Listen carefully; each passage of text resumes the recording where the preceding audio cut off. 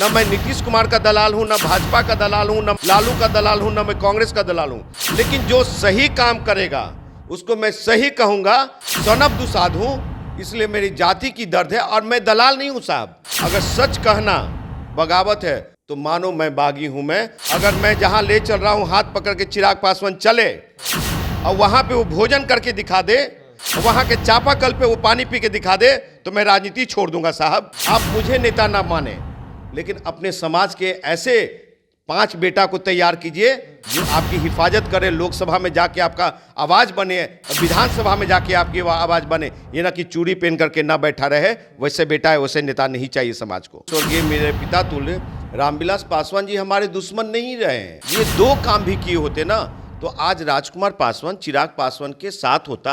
ये चिराग पासवान बहुत बड़ा एरोगेंस नेता और दलित हित ऐसी नहीं है। आज देखिए हम क्यों विरोध कर रहे हैं। मुझे मालूम है चंद चिराग के समर्थक लोग मुझे धमकी देते हैं और सोशल मीडिया वाले लोग लिखते पढ़ते, नहीं तो हाजीपुर के समझ वाले जो बेटा लोग हैं वो लोग क्या हमको तीसरा स्थान नहीं दिया। 2014 में लड़े हार गए हम। मेन कारण है कि इन्होंने जाति के लिए साहब कुछ किया ही नहीं है। पासवानों को जितना उन्होंने काम नहीं किया उससे कहीं ज्यादा मैं काम करने का काम करता हूं। मैं दलित लोग पासवान लोग आ जाता बिना नहाए धोए, शरीर से बदबू आता है, यहां तक मैं बर्दाश्त किया। मैं पहले मैं लोजपा में ही था साहब, पहले मैं लोजपा में ही था। 2002 से लेकर के 2005 तक आदरणीय सम्मानीय रामविलास पासवान जी को बिहार का चाबी दिलाने का काम किया था। मुझे भी एक बड़ा पासवान में बड़ा तबका लोग जो मान सम्मान दे रहा है, इज्जत दे रहा है, मैं उसके लिए लड़ रहा हूं और जिसको भी जो बिगाड़ना है बिगाड़ ले। मेरे ठीक बगल में युवा बिहार सेना के राष्ट्रीय अध्यक्ष राजकुमार पासवान जी बैठे हैं। इनका इंटरव्यू लगातार हम करते रहते हैं, बिहार की राजनीति हो या फिर चिराग पासवान, रामविलास पासवान, उनकी पार्टी से संबंधित मुद्दों पर होती रहती है। इसलिए क्योंकि उसी क्षेत्र से चुनाव लड़ते हैं जिस क्षेत्र से रामविलास पासवान, पशुपति कुमार पारस, यूँ कहे तो जो रामविलास पासवान का क्षेत्र रहा हाजीपुर, वहाँ से लोकसभा का चुनाव लड़ते रहे हैं। बेशक वो सफलता नहीं मिली हो, लेकिन रामविलास के सामने और उनके भाई के सामने मजबूती से अपनी उपस्थिति को दर्ज कराते रहे हैं। लेकिन एक आरोप बहुत कॉमन है आप पे, हमने बहुत सारे कमेंट्स पढ़े आपके वीडियो पे कि आप पासवान होकर रामविलास पासवान कितना धुर विरोधी कैसे हो सकते हैं। जो आज के जो युवा पीढ़ी नौजवान लोग हैं वो अबोध हैं, वो व्हाट्सएप यूनिवर्सिटी से पढ़ाई किया है। अगर वो लोहिया को, कर्पूरी को, गांधी को, अंबेडकर को और जेपी को पढ़ेंगे तो वो बौद्धिक समझ आएगी उनमें। आपको बता दूं कि आदरणीय सम्मानीय स्वर्गीय मेरे पिता तुल्य रामविलास पासवान जी हमारे दुश्मन नहीं रहे हैं। उनको हम भी आदर सम्मान भाव से देखते हैं, उनका सम्मान है। लेकिन उनको जो जिम्मेवारी मिली थी, जो बिहार के 7% पासवान है, अनुसूचित जाति जनजाति भाई लोग हैं, सभी लोगों ने उनको अपने सर का ताज समझा। लेकिन वो 1990 से पहले वो समाजवादी नेता थे और 1990 के बाद वो परिवार और ये सामंतवादियों के नेता बन करके रह गए और अपने जाति के लिए खास करके छोड़ दिए। जो आरक्षण 22.5% है, जो बाबा साहब डॉक्टर BR अम्बेडकर साहब ने दिए थे 22.5%, वो तो छोड़िए साहब, अपने जाति के लिए भी वो 5 काम नहीं किया उन्होंने। इसलिए ये आप कैसे कर सकते हैं कि काम नहीं किया, बावजूद वो एक लंबे समय से हाजीपुर ही नहीं पूरे पासवान, पूरे बिहार के सबसे बड़े नेता हैं, दलितों के सेकेंड अम्बेडकर कहे जाते हैं। तो इन सब चीज़ों के पीछे बावजूद भी आप इतना विरोध करते हैं, आप परिवारवाद बताते हैं, आप कहते हैं कि अबोध है पूरा समाज। देखिए आपको सच्चाई बता दे रहा हूँ मैं कि रामविलास पासवान जी अगर 5 काम भी किए होते, चलिए 5 काम छोड़ दीजिए, 3 काम छोड़ दीजिए, 2 काम भी किए होते ना तो आज राजकुमार पासवान चिराग पासवान के साथ होता। और चिराग पासवान भी बिहार की राजनीति में बहुत बड़ा एरोगेंस नेता है। थोड़ी सी सॉफ्ट कॉर्नर तो रामविलास पासवान जी में था कि थोड़ी बहुत देखते थे, बुरा हो या भला हो।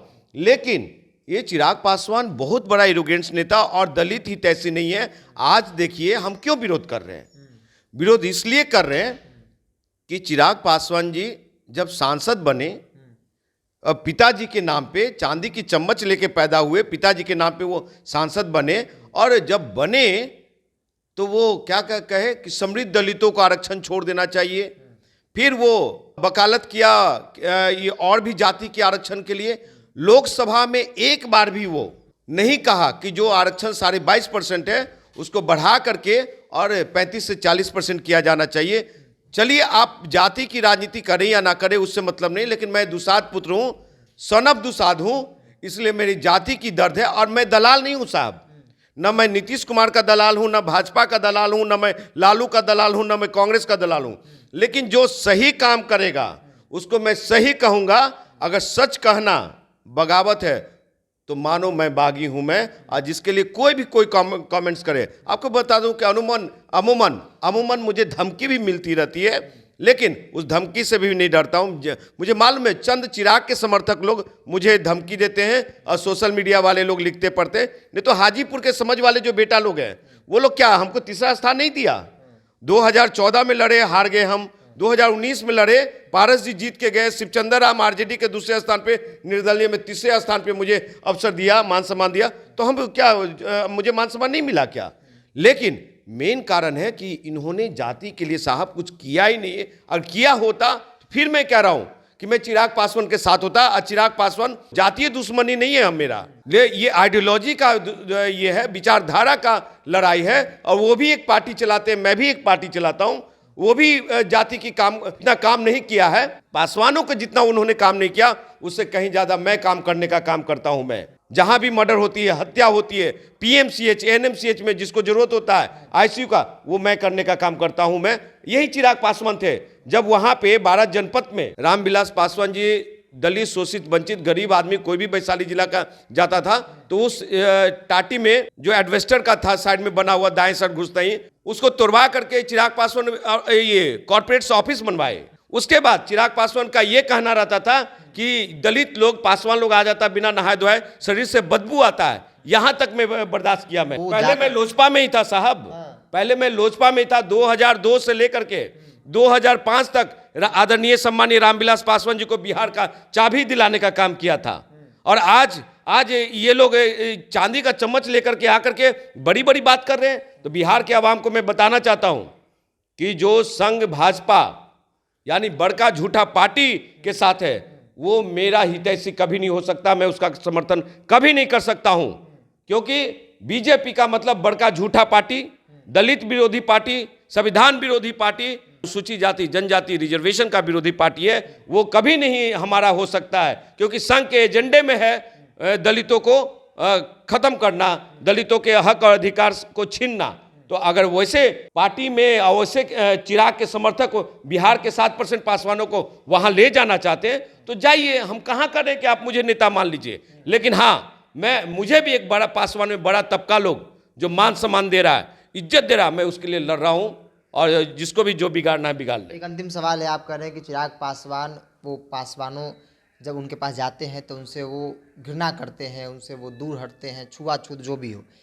आज कई तस्वीरें ऐसी हैं जब चिराग पासवान गाँव में जाते हैं तो वो बस्तियों में जाकर खाते हैं, तो वो क्या है?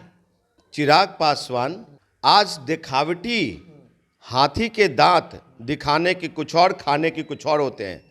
जो वहां पे अगर मैं जहां ले चल रहा हूं हाथ पकड़ के चिराग पासवान चले और वहां पे वो भोजन करके दिखा दे और वहां के चापाकल पे वो पानी पी के दिखा दे तो मैं राजनीति छोड़ दूंगा साहब।